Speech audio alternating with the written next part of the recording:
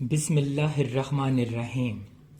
السلام علیکم جماعت ہشتم، امید ہے آپ سب خیریت سے ہوں گے اور اردو کے لیکچرز باقاعدگی اور دلچسپی کے ساتھ لے رہے ہوں گے۔ پچھلے لیکچر میں ہم نے لانس نائک لال حسین شہید کا سبق اور واحد جمع کو تفصیل سے پڑھا۔ امید ہے آپ نے پچھلا کام ذہن نشین کیا ہوگا اور اپنی کاپیوں پر بھی تحریر کیا ہوگا۔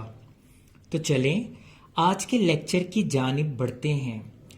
آج ہم پہلے سبق لانس نائک لال حسین شہید کی مشق کریں گے اور ساتھ انشا پردازی میں درخواست نویسی کے طریقہ کار کو سمجھیں گے۔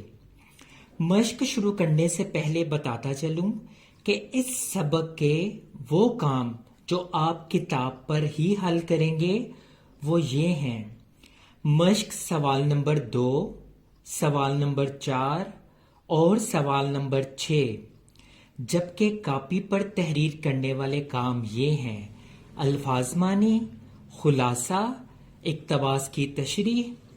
مشق سوال نمبر 1 اور سوال نمبر 5۔ تو چلیے مشق حل کرتے ہیں۔ مشق سوال نمبر 1۔ سبق لانس نائک لال حسین شہید کے مطابق درج ذیل سوالات کے مختصر جوابات لکھیں۔ الف، 1965 کی جنگ پاکستان کی تاریخ میں کس لیے اہمیت کی حامل ہے؟ جواب: 1965 کی جنگ میں دشمن نے پاکستان پر رات کے اندھیرے میں حملہ کیا۔ پاکستان کے بہادر سپاہیوں نے دشمن کے ناپاک ارادوں کو خاک میں ملایا۔ ان کی بہادری کی وجہ سے یہ جنگ آج بھی اہمیت کی حامل ہے۔ ب، پلاٹون کمانڈر نے جوانوں سے کیا کہا؟ جواب: پلاٹون کمانڈر نے جوانوں سے کہا کہ تم جنگ کے حالات سے آگاہ ہو۔ دشمن نے ہماری اگلی چوکیوں پر قبضہ کر لیا ہے اور وہ مسلسل گولہ باری کر رہی ہے۔ ہمیں آگے بڑھ کر بہادری کا مظاہرہ کرتے ہوئے ان کی پیش قدمی کو روکنا ہوگا۔ ج، لال حسین نے چوکی پر پہنچ کر کیا کیا؟ جواب: لال حسین نے چوکی پر پہنچ کر دشمن کے اوپر دستی بم نشانے پر گرا کر جلد ہی دشمن کا صفایا کر دیا اور چوکی خالی کرا لی۔ د، مرتے وقت لال حسین کی زبان پر کون سے الفاظ تھے؟ جواب: مرتے وقت لال حسین کی زبان پر یہ الفاظ تھے کہ اللہ تیرا شکر ہے، میں نے اپنا فرض پوری طرح سے ادا کر دیا۔ خ، حکومت پاکستان نے لال حسین شہید کو کس اعزاز سے نوازا؟ جواب: حکومت پاکستان نے لال حسین شہید کے کارنامے پر اسے تمغہ جرت سے نوازا۔ اب بڑھتے ہیں سوال نمبر 2 کی جانب۔ سوال نمبر 2 کچھ یوں ہے: سبق لال حسین لال نائک شہید کے مطابق درست جواب کی نشاندہی ٹک یعنی گڈ کے نشان سے کریں۔ الف، اس میں بیٹا آپ کو 4 آپشنز دیے جائیں گے، آپ نے اس میں درست آپشن کا انتخاب کرنا ہے۔ الف، لال حسین اور اس کے ساتھیوں کے اچانک حملے سے دشمن آپشن 1 لڑکھڑا گیا، آپشن 2 فرار ہو گیا، آپشن 3 گھبرا گیا، آپشن 4 لوٹ آیا۔ درست جواب ہے آپشن نمبر 3 گھبرا گیا۔ ب، دشمن کے قدم उखड़ने पर लाल हुसैन ने कहा। ऑप्शन 1 आ गया। ऑप्शन 2 दुश्मन खत्म हो गया। ऑप्शन 3 दुश्मन छा गया। ऑप्शन 4 दुश्मन थर्रा गया। इसका दुरुस्त जवाब ऑप्शन नंबर 2 में मौजूद है, दुश्मन खत्म हो गया। जीम, लाल हुसैन के जख्मों से खून ऑप्शन नंबर 1 फव्वारे की तरह निकल रहा था। ऑप्शन नंबर 2 कतरा कतरा टपक रहा था। ऑप्शन नंबर 3 रुक गया था। ऑप्शन नंबर 4 जम गया था। दुरुस्त जवाब ऑप्शन नंबर 1 फव्वारे की तरह निकल रहा था। दाल, रूह परवास करने का क्या मतलब है? ऑप्शन नंबर 1 बेचैन होना। ऑप्शन नंबर 2 वफात पा जाना। ऑप्शन नंबर 3 मरने के करीब होना। ऑप्शन नंबर 4 तकलीफ में होना।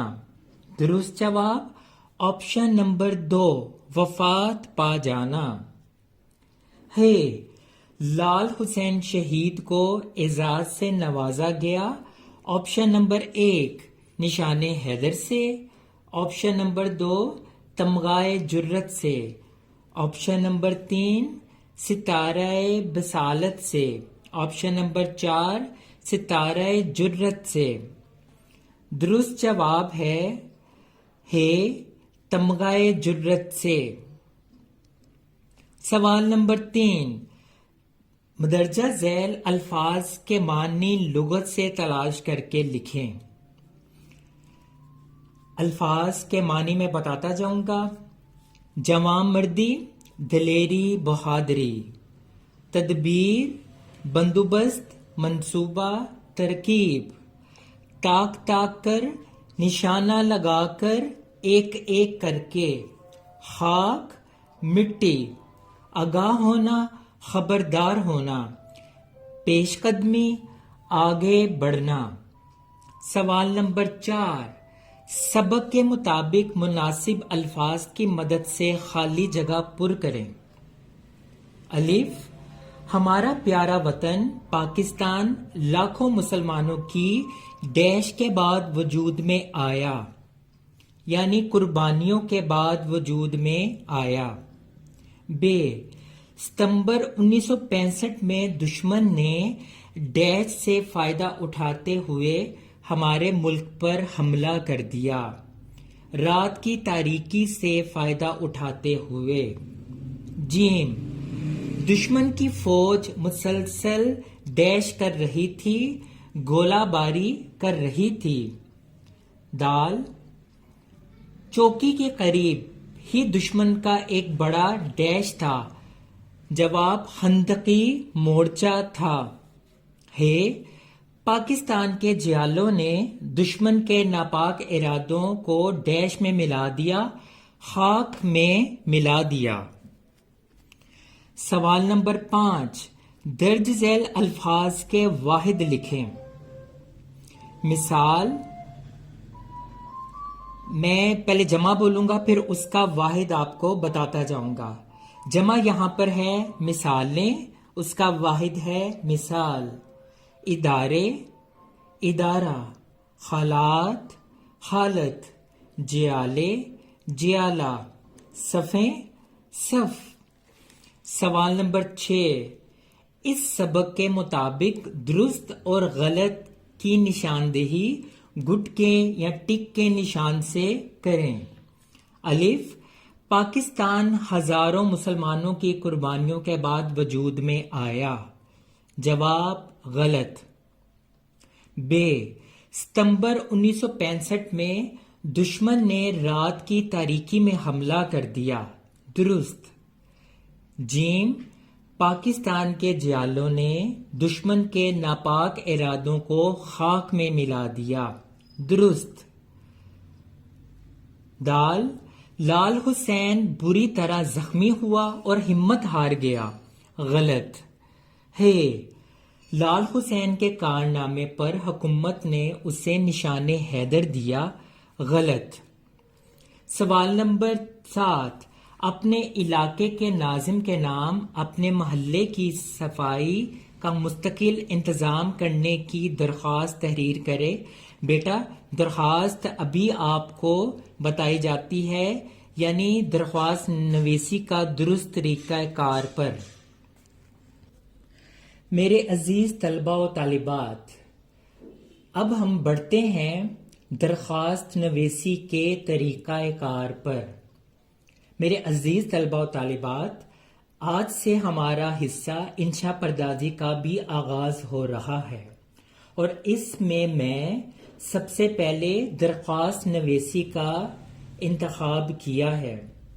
آج میں آپ کو مکمل وضاحت کے ساتھ درخواست لکھنے کا طریقہ بتاؤں گا۔ جماعت نہم کے لیے یہ بے حد ضروری ہے۔ امتحان میں یہ سوال 10 نمبر کا آتا ہے، لہٰذا اس طریقے سے آسانی کے ساتھ آپ درخواست تحریر فرما سکیں گے۔ تو چلیں شروع کرتے ہیں۔ سب سے پہلے جانتے ہیں کہ درخواست کی تعریف کیا ہے۔ درخواست فارسی زبان کا لفظ ہے جس کے معنی ہے عرض کرنا، گزارش کرنا، خواہش یا آرزو کرنا ہے۔ دوسرے لفظوں میں انفرادی یعنی آپ اکیلے، یا اجتماعی یعنی مل کر کسی مسئلے کو تحریری طور پر کسی افسر تک پہنچانے کے لیے جو کلمات آپ لکھتے ہیں وہ درخواست کہلاتا ہے۔ بیٹا درخواست ہمیشہ نئے صفحے سے شروع کی جائے تو بہتر ہے۔ ایسے نہ ہو کہ کوئی آدھا صفحہ بچ گیا ہے اور آپ درخواست لکھنے جا رہے ہیں، تو اس طرح درخواست لکھنے کا جو امپریشن ہے وہ چیک کرنے والے پر غلط پڑے گا۔ لہٰذا آپ کے لیے ضروری ہے کہ بالکل نیا صفحہ لیں جس پر آپ نے درخواست لکھنی ہے، تاکہ شروع سے آخر تک وہ نئے صفحے پر ہی درخواست لکھی جائے۔ درخواست تحریر کرنے سے پہلے جس کے نام درخواست لکھنی ہے یعنی اس افسر کا عہدہ لکھا جائے۔ جیسے مدرسے کے ہیڈ ماسٹر کو لکھنی ہے تو بخدمت جناب ہیڈ ماسٹر۔ آپ اگر ہیلتھ آفیسر کو لکھ رہے ہیں تو بخدمت جناب ہیلتھ آفیسر وغیرہ لکھیں۔ ضروری ہدایت: جناب یا صاحب میں سے کسی ایک لفظ کا انتخاب کیا جائے۔ بخدمت جناب ہیڈ ماسٹر لکھ دیں یا بخدمت ہیڈ ماسٹر صاحب لکھ دیں۔ اس کے بعد جناب ہیڈ ماسٹر صاحب یا جناب ہیڈ ماسٹر لکھنے کے بعد سکتہ یعنی کوما کی علامت دی جائے، اور اس کے بعد شہر کا نام لکھنے کی بجائے الف ڈیش بے ڈیش جیم تحریر کریں۔ اس کے بعد عنوان لکھنے کا مرحلہ آتا ہے۔ عنوان کے تحت درخواست تحریر کرنے کا مقصد تحریر کیا جائے، جیسے عنوان درخواست برائے فیس معافی، یہ لکھیے۔ کوشش کریں کہ عنوان مارکر سے لکھیں تو زیادہ بہتر ہوگا۔ اس کے بعد اگلی سطر میں القاب یعنی جناب عالی تحریر کریں۔ جناب عالی کے بعد ندایہ یعنی ایکسپلینیشن مارک کی علامت ضرور لکھیں۔ جناب عالی، جناب اعلیٰ یا خواتین کے لیے جناب عالیہ لکھنا بالکل غلط ہے۔ اس کے بعد اگلی سطر میں درخواست کا نفس مضمون پیراگراف بنا کر تحریر کریں۔ اس نفس مضمون میں بھی 3 باتوں کا خیال ضرور رکھیں۔ پہلا، آغاز آپ اس نفس مضمون کا کیسے کریں گے وہ ان کلمات سے کیا جائے: مودبانہ گزارش ہے، یا نہایت ادب سے گزارش ہے، یا مودبانہ التماس ہے، یا نہایت ادب سے التماس ہے ان کلمات میں سے کسی ایک جملے کا انتخاب کر کے آپ اپنی درخواست کے نفس مضمون کا آغاز کر سکتے ہیں۔ اس کے بعد اصل مقصد کی طرف آ جائیں، یعنی جو بات یا جس مقصد کے لیے آپ درخواست لکھ رہے ہیں آپ نے وہ لکھنا ہے۔ اگر آپ بیمار ہیں تو آپ لکھ دیں کہ میں بیمار ہوں۔ اگر آپ نے فیس کو معاف کروانا ہے تو اس مقصد کی طرف آ جائیں کہ آپ فیس معاف کروانا چاہتے ہیں۔ اگر آپ اپنے محلے میں صفائی کے لیے درخواست لکھ رہے ہیں تو براہ راست اب اس طرف آ جائیں کہ میں اپنے محلے میں صفائی کے انتظام کے لیے درخواست لکھ رہا ہوں۔ پھر اس پیراگراف کے اختتام کی طرف آ جائیں۔ درخواست کا اختتام بھی کچھ ایسے کلمات سے ہونا چاہیے۔ ایک دم آپ اس کا خاتمہ نہ کریں، جیسے میں تا حیات آپ کا شکر گزار رہوں گا، میں آپ کا انتہائی ممنون ہوں گا، آپ کا بے حد شکر گزار رہوں گا، یا آپ کی بے حد نوازش ہوگی، یا امید ہے آپ میری درخواست پر غور فرمائیں گے، یا اللہ آپ کا اقبال بلند رکھے وغیرہ جیسے کلمات شامل کر کے آپ اس آغاز کا اختتام کر سکتے ہیں۔ اب درخواست کے اختتام پر صفحے کے بائیں طرف العارض یا عرض گزار یا عرضے یا درخواست گزار وغیرہ کے الفاظ تحریر کر سکتے ہیں، اور اس کے نیچے آپ کا تابع فرمان یا آپ کا فرما بردار لکھ سکتے ہیں۔ اور سرکاری درخواستوں میں آپ یہ لکھیں، آپ کا نیازمند یا آپ کا مخلص۔